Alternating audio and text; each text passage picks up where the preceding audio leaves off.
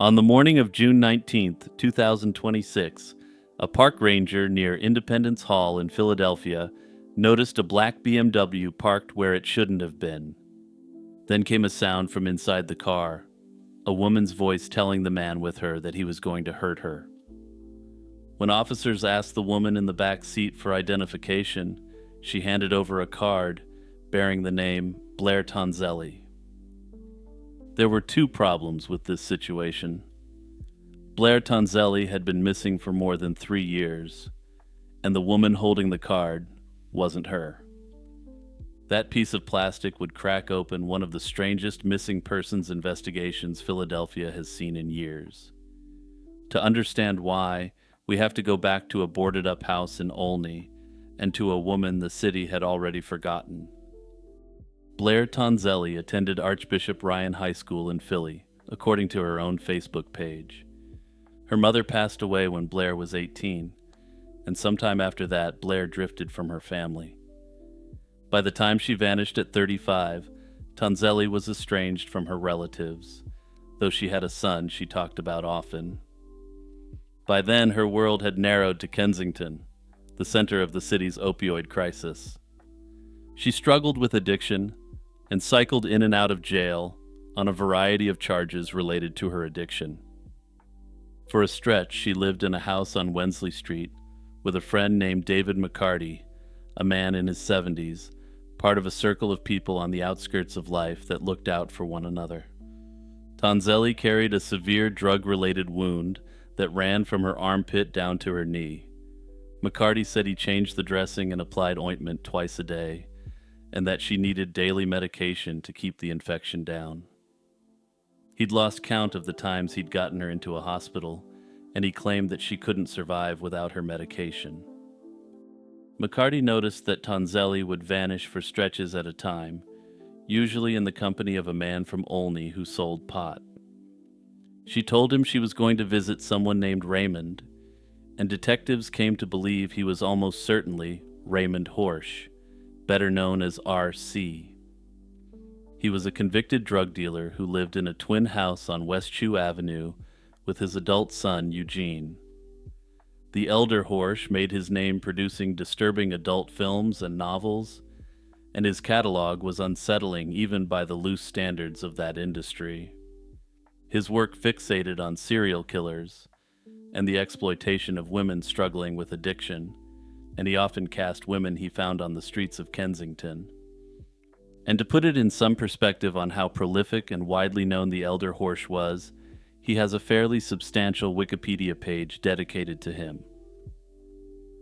The house, for its part, had a significant history before Tonzelli ever set foot in it. Amy McHale, Ray Horsch's much younger ex-wife, was last seen at the West Chew Avenue property in 2016. She was 44, a grandmother, and according to her daughter, she'd stayed close with her ex-husband after their divorce, possibly because he supplied her with dope. She's never been found, so by the time Blair started making trips to see a man named Raymond in Olney, that address had already been the site of the disappearance of one woman. McCarty stopped hearing from Tonzelli after August 2022, but that didn't alarm anyone at first, since she'd gone quiet before and always resurfaced. Now, I don't claim to fully understand the link between these two, but for whatever reason, McCarty never reached out to report her missing. In February 2023, a friend named Joseph Gunkel and another acquaintance called police and reported her missing. A friend told officers she'd last been seen at the only home of a sketchy man who frightened her, and that she'd missed a meeting one afternoon.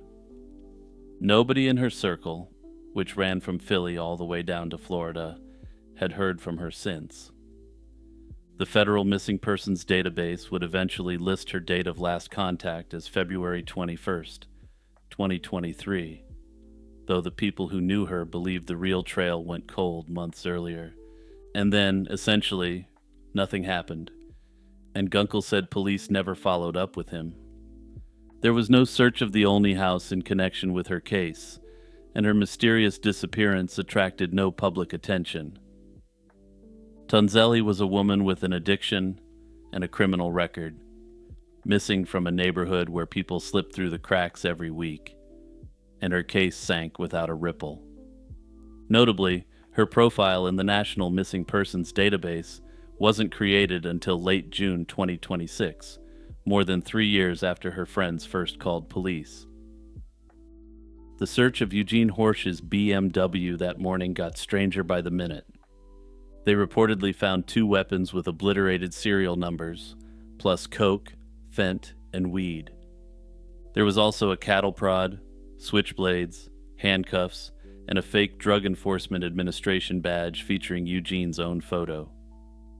The woman in the back seat told police that Eugene had made the fake ID in Tonzelli's name himself, and that he'd urged her to use it if she ever got into trouble.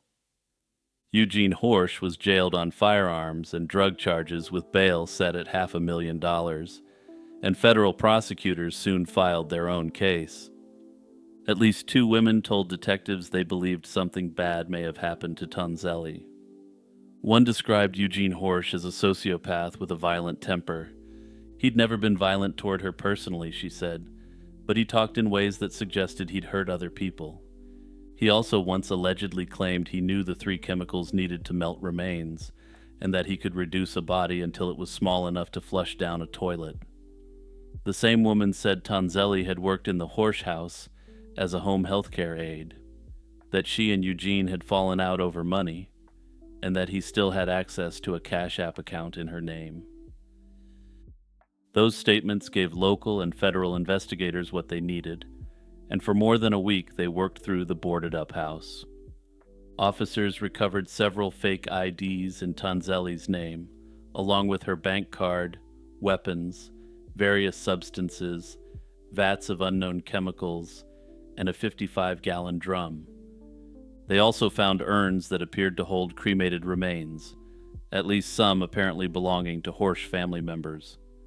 There was also a multi-page unsigned, handwritten letter that referenced Ted Bundy in a positive light.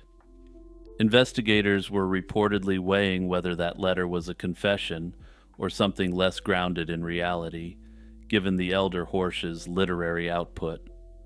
No remains turned up, but law enforcement sources described a significant amount of blood inside the house. They also announced that forensic testing to determine whose blood it was, or whether it was even human, would take weeks. Police prepared to excavate the front and back yards, and investigators reportedly examined the sewers beneath the block for traces of DNA evidence. Neighbors weren't exactly shocked, and they described a property that had curdled into an eyesore of boarded windows and security cameras. Notably, Eugene allegedly tried to aim one of those cameras at a neighbor's bathroom window, only removing it after a dispute. 2 more details hang over all of this, and as you may have noticed, I've been speaking about Raymond in the past tense. The elder Horsch died inside the house in 2025, in his 80s, and Eugene's defense attorney has suggested that the disturbing items found there belonged to the father. Notably, police had searched the same house about a year before the missing persons probe, in an unrelated drug investigation, without anything. So before I get into the theories of the case, it has to be said plainly that Eugene Horsch hasn't been charged with any crime connected to Blair at present. The first theory, which is very popular online, suggests that something happened to Tonzelli at the house on West Shoe Avenue. Her documents were inside, her bank card was inside, and a man with access to her money allegedly talked about dissolving bodies. The blood evidence could turn this theory into a prosecution, but until the testing comes back, it remains circumstantial. The second theory is the one the defense gestures toward, that anything sinister in that house traces back to Raymond rather than to Eugene. The father had a well-documented fixation on vulnerable women, to put it very mildly. There is, of course, the possibility that Blair passed away somewhere in Kensington, unnoticed and unidentified, one casualty among many of the opioid crisis. Since nobody entered her into the federal database until 2026, the odds of anyone connecting an unidentified woman to her name were slim to none. Given the number of John and Jane Does the streets are sadly producing lately, I think this remains a distinct possibility. In 1995, a 20-year-old rapper from Harlem recorded a warning about his own corner of the city. He told listeners that 139th Street and Lenox Avenue was the kind of place you didn't wander into after dark. 4 years later, on that very block, somebody proved him right. At around 8:30 on a February evening, a car rolled down West 139th Street, and someone inside put 9 bullets into him. The man police eventually arrested wasn't a stranger or an industry rival. He was a friend Big L had known since childhood, a man who reportedly appeared in the photos on the back cover of his debut album. Lamont Coleman was born on May 30th, 1974, in Harlem, the youngest of 3 boys raised by his mother, Gilda Terry. His father, Charles Davis, left the family while Lamont was still a child, and his older half-brothers, Donald and Leroy Finazzi, helped fill that gap. Around the neighborhood, the boy following his brothers became known as Little L, a name that would be reworked slightly as he grew up. When Lamont was young, his older brother Donald took him to see Run DMC at the Beacon Theater. According to Donald, the show hit his little brother like a lightning strike, and by the age of 12, Lamont was already impressing people with his freestyle raps. He started writing rhymes seriously around 1990 and put together a short-lived group with 2 friends, though it fell apart before releasing anything. In his final interview, he looked back on those years and described a kid who verbally battled anybody who'd take him on, rhyming on street corners and in school hallways. He took the opportunity to grab the microphone at every house party and block party that would let him and show off his lyrical prowess.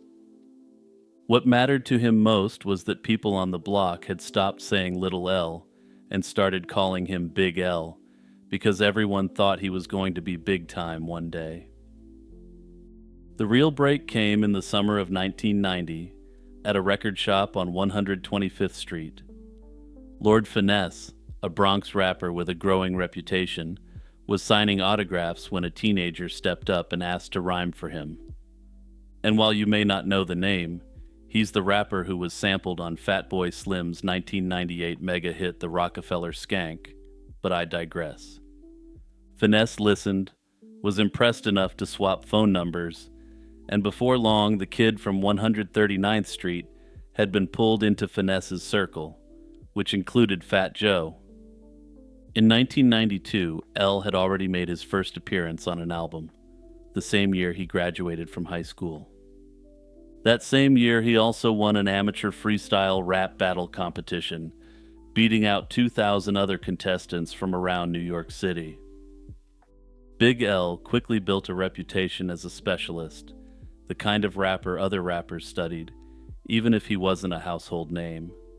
His style stacked multi-syllable rhymes into dense, vicious couplets, each one landing like a jab, and he delivered all of it in a cool way that made the wordplay hit even harder.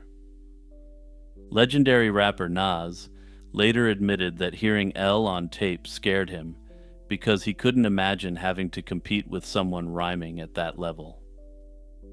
Now, I'm no historian of hip-hop by any means, but my understanding is this is about the highest theoretical praise a rapper could hope to achieve from a fellow artist.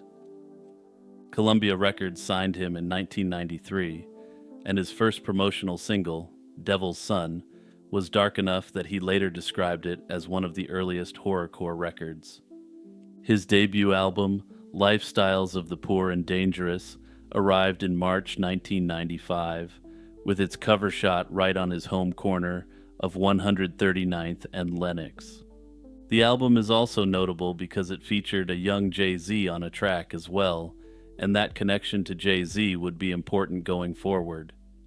2 of its singles cracked the top 25 of the rap charts, and the album eventually sold over 200,000 copies, but it wasn't a commercial smash by Columbia's standards.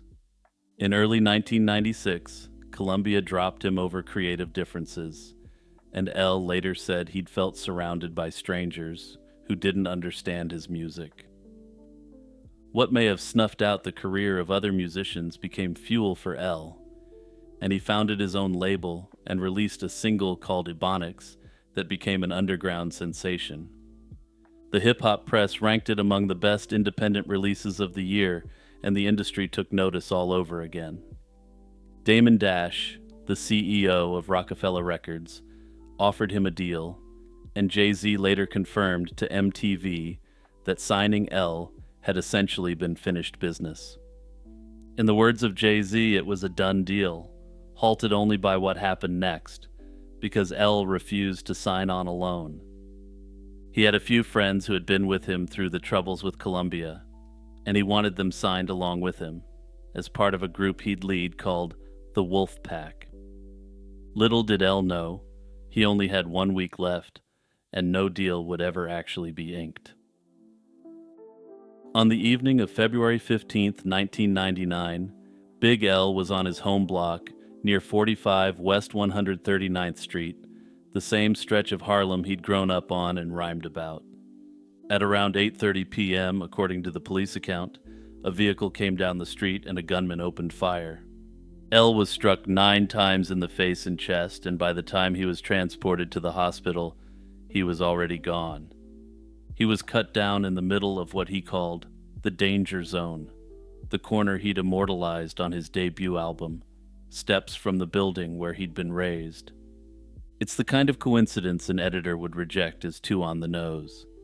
He'd rapped for years, in his darkest register, about death stalking those streets, and in the end, it found him exactly where he said it would. The reaction in the hip-hop community was immediate grief for the loss of a talent that was genuinely admired by other legendary rappers. This was roughly 2.5 years after Tupac Shakur passed, and just under 2 years after Biggie, and now a third gifted rapper in his 20s had been gunned down.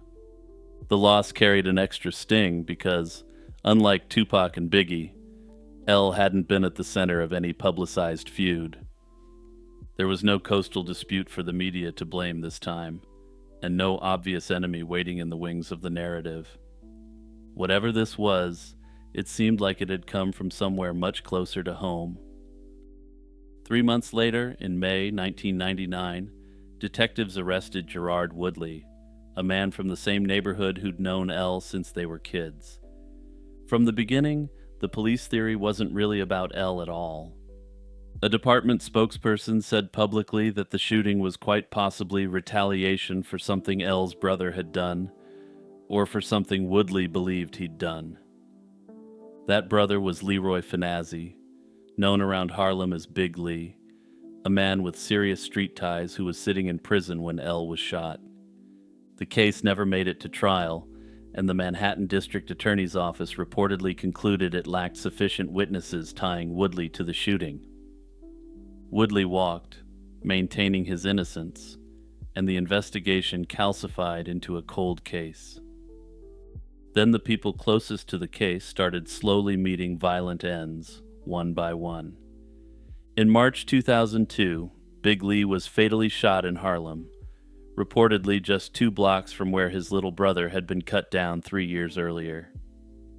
Accounts from the neighborhood suggest that in the time before his passing, Lee had been pressing for information about who was behind L's shooting. This raises the obvious and unanswerable question of whether he found it, or whether someone thought he was coming a bit too close to the truth. 14 years after that, on the night of June 23, 2016, Gerard Woodley was shot in the head outside his home on West 139th Street. No one was arrested, and investigators indicated at the time that they didn't believe it was connected to the Big L case, but couldn't say for certain. Whatever Woodley knew about February 15th, 1999, whether it was everything or nothing, went to the grave with him. Nobody else has ever been arrested, and the file on Lamont Coleman, the man the world knew as Big L, stays open with the NYPD to this day. There's a bitter irony of the Big L story. Commercially, he became a star only after he was deceased. His second album, The Big Picture, had been left unfinished at his death, and his manager assembled it from completed songs and unused a cappella recordings. Other big names in the hip-hop industry were brought on to help complete the album. Released on August 1st, 2000, it debuted at number 13 on the Billboard 200, moved over 72,000 copies in its first week, and was certified gold within months. The single Flamboyant reached number 1 on the rap chart, the only chart topper of his career, achieved more than a year after his death.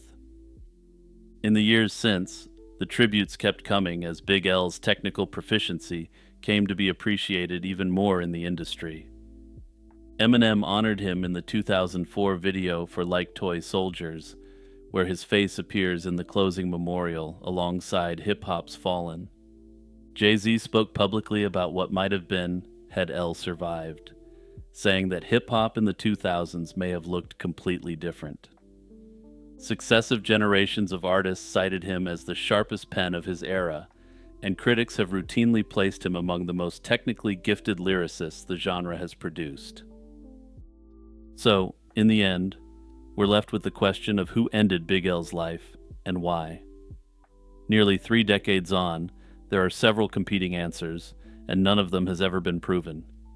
The first is the police theory of a proxy retaliation, and it seems to be the one they still prefer till this day.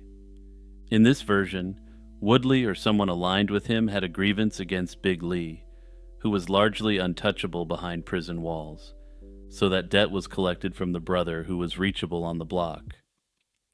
According to this theory, the 9 shots to the face and chest suggest rage and a personal message rather than a random drive-by. The weakness is equally plain, since ultimately, there's no evidence that Woodley was involved. Woodley endured 17 years of side-eye from a neighborhood that never stopped whispering, and then met an ending identical to the one he was accused of delivering. Some see that as retribution finally arriving, and others see an ordinary cycle of neighborhood violence that proves nothing about 1999. What I'll say is that if it was some sort of payback, it was remarkably patient, especially since Woodley's whereabouts weren't exactly unknown during this period. I'd also like to challenge the idea that Big Lee was somehow untouchable in prison. Prison is an incredibly dangerous place, and gangland hits on the outside get ordered from inside prison, and hits from the outside get carried out on the inside too. Nothing suggests that Big Lee was in any sort of protective custody or anything, so he may have been even easier to eliminate in prison if this was true. Another possibility is mistaken identity in the most literal sense, that the shooter wanted another target entirely. Investigators reportedly considered early on that L may not have been the intended victim, and in a nighttime drive-by on a dark block, that reading is hard to dismiss. Ultimately, this was a street corner that was so notorious for violence that L himself had immortalized the danger posed by it. And then there's the theory that it may have been someone else who was close to L, someone who perhaps felt jealous of his success. L was currently in the process of signing to Rockefeller, and he brought along some of the people who had been with him while he was at his lowest point. It's possible that someone close to his inner circle felt that they were left out, and chose to resort to violence as a result. Envy is one of the most universally understood causes of violent crimes like this, since time immemorial. It's a motive that would be equally understood by the ancient Greek poet Homer, or a pulp fiction writer of the 20th century. This theory is supported by the fact that L took 9 shots that night, since this suggests a serious degree of personal animosity towards him. Another theory suggests that he was hit due to his own criminal involvement, but having looked into it, there's little evidence to support this. L was involved in low-level street crime in his youth, and by his own admission, he had spent some time dealing drugs. However, by the time of his shooting, there was no indication that he had any personal involvement with the criminal underworld. He knew people who were involved, of course, which brings us back to the theory involving his brother, but that's different from personal involvement. Ultimately, I don't think we'll ever get a clear answer to what happened to Big L. Someone knows what happened, but whoever it is hasn't talked, and if it was Woodley, he took the truth with him to the grave. On a Saturday night in October 2002, a man fired a single shot on a dark Maryland road and walked away without taking a thing. He chose the 1 month in modern American history when a shooting in the Washington suburbs would be blamed, almost automatically, on somebody else. Whether that was coincidence or calculation is a question nobody has ever managed to answer. Irina Hans was 26 years old, and she'd been in Washington, D.C. for all of 5 weeks. She was born in Ukraine and trained as an art historian, and what she wanted more than anything was to become a museum curator. That ambition carried her a long way from home, and it took her first to the University of Missouri, where she earned a master's degree, and then to the Capitol itself. She'd landed a prestigious internship at the Smithsonian American Art Museum, and for a young curator in training, it doesn't get much better than that. The Smithsonian is the kind of name that opens every door that comes after it in the museum world. A dream job for someone like her. She'd been at the museum for barely a month, but it was the job she'd spent her whole education working toward. She made the move alone, and her husband, Jason Hans, stayed behind in Missouri, where he was starting an academic career of his own. The two had been married for 5 years, and they'd recently collected master's degrees from the same university. Money was tight, so they did the long-distance thing and kept in touch by phone while she chased the internship that was supposed to launch her career. That tight budget mattered in one specific way. The housing Irina could afford sat in a neighborhood in Prince George's County, Maryland, just outside the district line. That was an area that her husband would later describe as something less than safe. She seems to have known it too, since she carried a can of mace when she walked. Shortly before her death, she'd been awarded a $5,000 scholarship, and the plan was to use that money to move somewhere better, but she never got the chance. When police found her, she was lying just a couple hundred yards from the temporary home she was preparing to leave as soon as possible. October 12, 2002 fell on a Saturday, and Irina spent the evening at a National Symphony Orchestra concert. When it ended, she made her way home on the metro, riding out to Branch Avenue at the end of the Green Line, the closest stop to where she was staying. The station had opened only the year before, and it sat among commuter lots and quiet residential streets. From there she walked. It was late, and the entire region had spent 10 days being warned that a sniper was at large. Around 11 o'clock that night, on an isolated road near her home, a single gunshot ended the walk, and she was struck once in the head. Investigators would later conclude that she fell exactly where she was hit, that there was no sign of any struggle, and that she almost certainly never saw her attacker coming. A neighbor heard the shot, but nobody, as far as police could ever determine, saw the man come or go. A patrol officer canvassing the area found her body, and her backpack held her cash, her credit cards, and her driver's license, all untouched. Whoever fired that shot hadn't come for her money, and he hadn't stayed 1 second longer than he needed to. Back in Missouri, Jason Hans had missed a call from his wife earlier that evening because he'd fallen asleep watching football. In the early hours of the morning, 2 police officers knocked on his door. Detectives in Maryland had asked a local department to deliver the news in person rather than over a phone line, which is standard practice for a death notification. Jason's first assumption was that something was going on in the building, and it didn't occur to him that the knock had anything to do with Irina. To fully understand what happened next, you have to remember what October 2002 felt like in the Capitol area. On the evening of October 2nd, a program analyst named James Martin was shot in a grocery store parking lot in Wheaton, Maryland. The next day, 5 more people were shot down, while doing errands no more dangerous than pumping gas, mowing a lawn, or sitting on a bench. The Beltway snipers, later identified as John Allen Muhammad and 17-year-old Lee Boyd Malvo, would cut down 10 innocent people across Maryland, Virginia, and D.C. Schools canceled outdoor recess. Gas stations hung tarps so customers couldn't be seen from the road, and people crouched behind their cars while they filled the tank. For weeks, the entire region hunted a phantom white box truck that turned out not to exist. The actual shooters moved through the area in a battered blue Chevy Caprice with a firing hole cut into the trunk. The timing of Irina's death sat right in the middle of it, and the day before she was shot, a man named Kenneth Bridges had been shot at a gas station near Fredericksburg, Virginia. 2 days after, an FBI analyst named Linda Franklin would be shot in a Home Depot parking garage in Falls Church. So when the report came in of a young woman shot in the head on a Prince George's County street, the response was enormous. By her husband's account, secondhand from what he heard from cops, more than 100 law enforcement officers descended on the area, fearing the snipers had claimed their 9th life.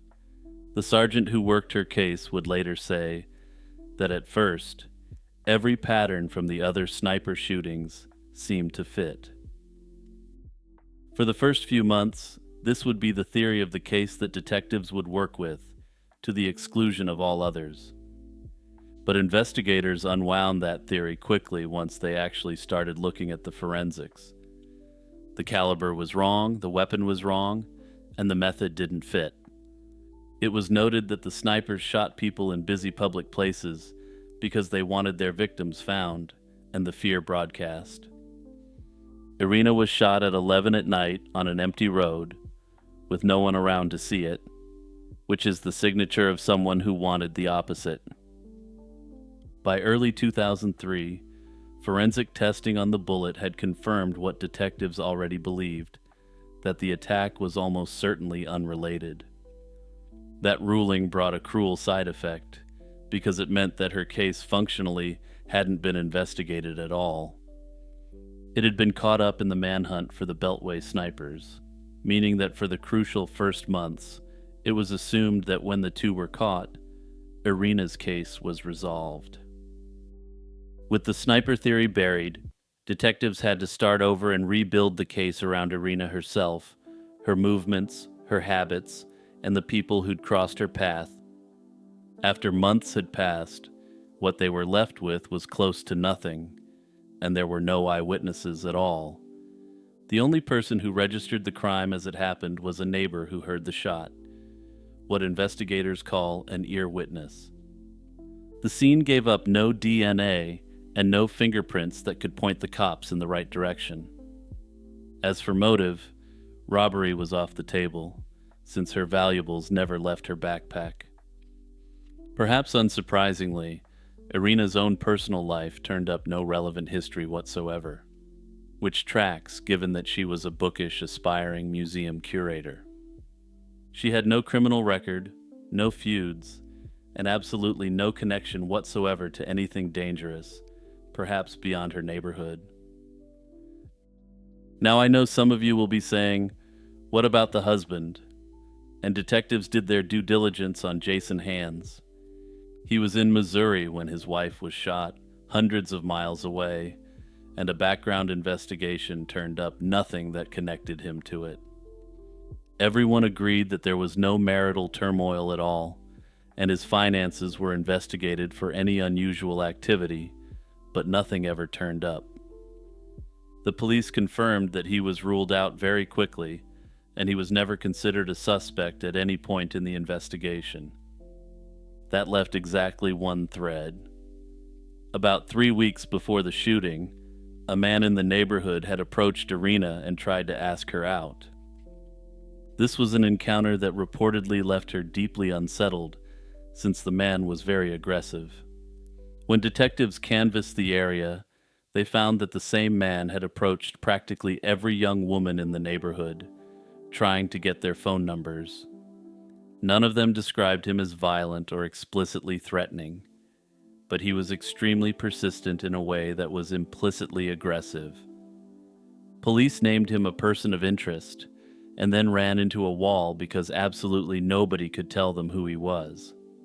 He was never identified at the time, and more than 2 decades later, he still hasn't been. No description of the man has ever been released, at least not that I could locate, which seems like a major oversight on the part of investigators. One of the most prominent theories suggests that the unknown man was responsible. He fixated on local women. He'd approached Irina directly, and the encounter alarmed her more than a simple unwanted advance usually would. If he took her rejection badly, he had proximity, familiarity with the streets she walked, and a reason to know her routine. Detectives clearly took him seriously, since they tracked down other women in the area who dealt with him. However, nothing on record suggests that he was ever outwardly violent, and there's a long distance from being a creep to the crime that occurred. Another hangs on the events that were going on, and it essentially suggests that someone in Irina's life wanted to use sniper attacks as a smokescreen. If someone wanted a person gone, the sniper panic offered ready-made cover, and while nothing but the timing supports this theory, the timing is hard to ignore. And then, there's the bleakest possibility, that it was purely random, a shooter with no motive beyond the act itself, who crossed paths with a malevolent stranger. This theory assumes that the attacker simply used the panic as cover to shoot a random person.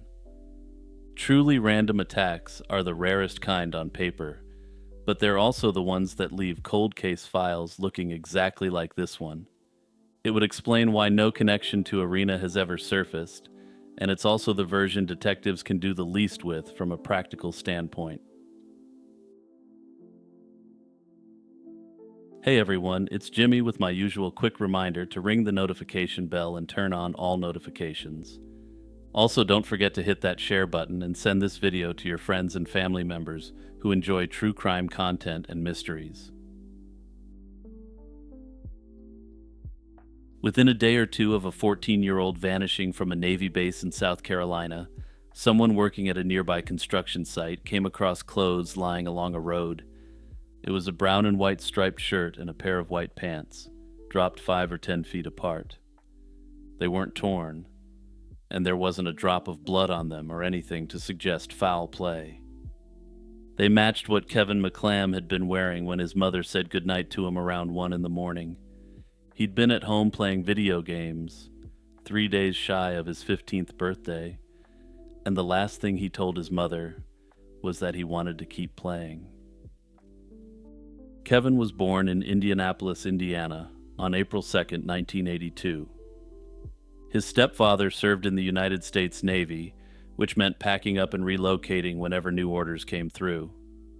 By 1997, they'd landed in base housing at the Charleston Naval Weapons Station, a sprawling installation on the edge of Goose Creek, South Carolina, just north of Charleston. Kevin lived there with his mother, Tracy, his stepfather, and his younger sister. He was an 8th grader at Marrington Middle School, who kept a tight circle of friends and spent his free time playing basketball or video games. He was shy, got good grades, and had never run away or been in trouble. His mother later emphasized 2 details that stuck with investigators. Kevin never missed a meal with his family, and he was always home before dark. Whatever happened on the night of March 29, 1997, it wasn't part of any wider pattern in his behavior. That Saturday night, Tracy McClam came home to find Kevin and his little sister up late playing video games. The 3 of them sat and talked for a while, and around 1 in the morning, now technically the early hours of Easter Sunday, March 30th, Tracy and her daughter headed to bed. Kevin said he wanted to stay up a little longer with the game, and that conversation was the family's last confirmed contact with him. When the household woke up later that morning, Kevin was gone. There was no sign of forced entry, and no indication of any struggle inside the home. Nothing appeared disturbed. He'd simply left, or been drawn out, sometime between 1 a.m. and sunrise, from a house on a military base. Tracy's best guess was that her son had snuck out to meet his friends, maybe for the first time in his life, and it would have explained a lot. She figured that he was getting at the age where kids tend to do those sort of things, so she reached out to the families of his friends to confirm. The problem was that when she reached out, every single one of Kevin's friends denied seeing him that night, or even having any late-night plans. The first physical evidence surfaced within 2 days. Some accounts say March 31st and others April 1st, when Kevin's clothing turned up at a construction site near his home. The striped shirt and white pants he'd been wearing lay scattered along the road, the items separated by roughly 5 to 10 feet, and they were reportedly covered in spray paint. The clothes showed no evidence of any form of struggle, and there were no rips or cuts, and no blood. If something terrible had happened to Kevin, his clothing didn't record it. Then, around the same time, there were the sightings of a boy who looked like Kevin.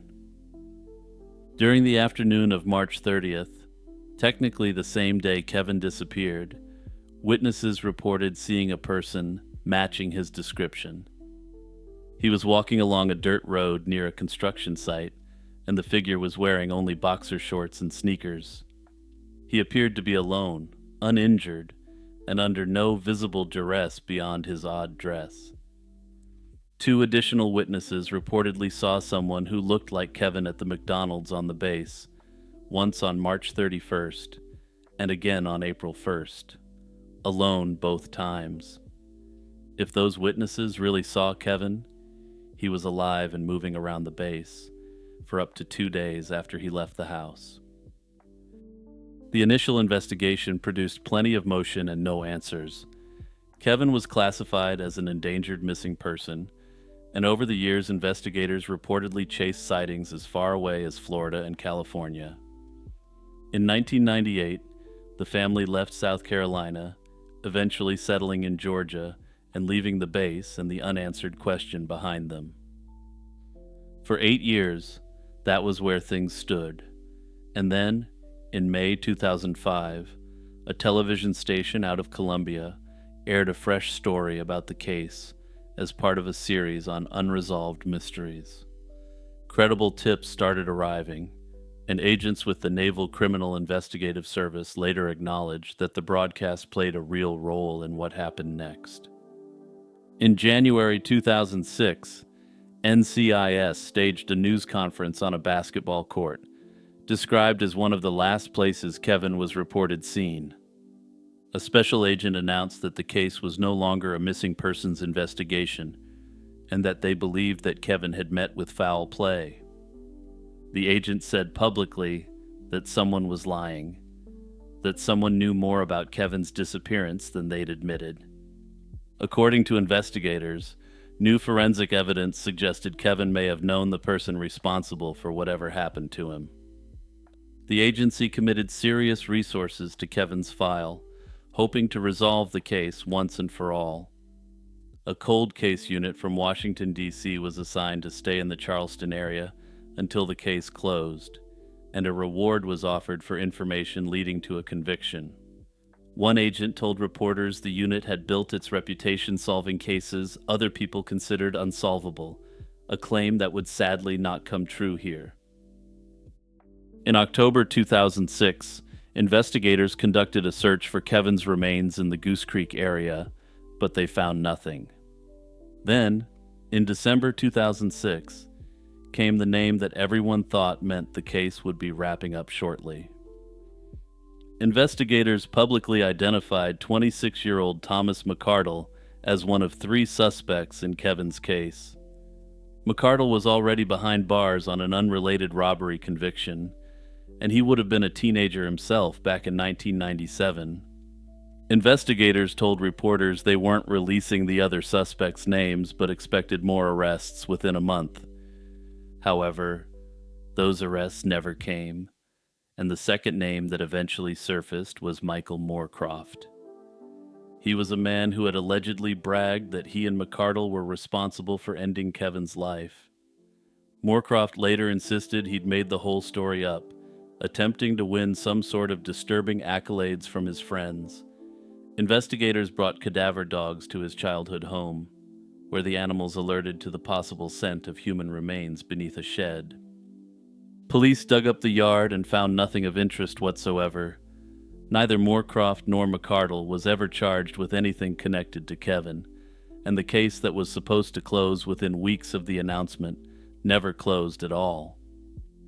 Right now, our best guess as to what happened to Kevin is the vague theory detectives settled on.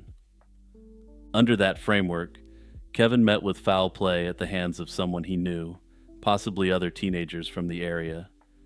Unfortunately, though, as of yet, there's been insufficient evidence to actually charge anyone in this case.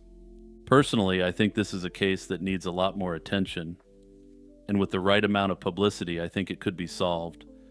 Someone out there knows what happened to Kevin, and they've been keeping it a secret for years.